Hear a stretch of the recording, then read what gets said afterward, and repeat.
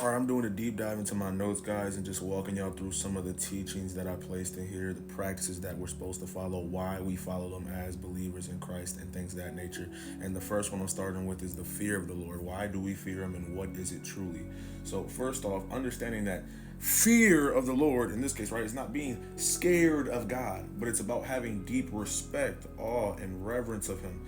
It's like how a child respects and listens to a loving parent, not because they're afraid of punishment, but because they trust their wisdom and care. Understand? We trust that God's plan is bigger and better than any plan that we could imagine up here. Therefore, we do not fear Him now because we're fearing His wrath or punishment.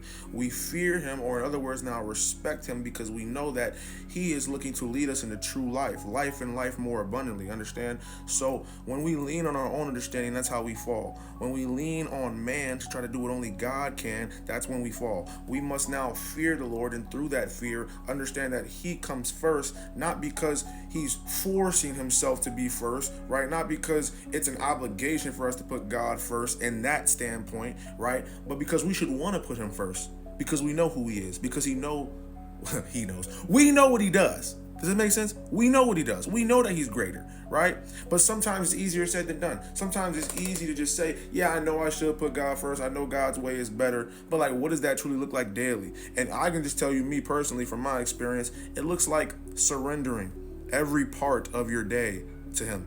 Everything that you do, talk to Him about it. I say, if you put God in everything, then you'll see His glory manifest in everything. But if you leave Him out, if you think that, no, I got this one, God, I could do this one on my own, that's how it messes up. That's how it fails. Understand? So, hope that guys helped you.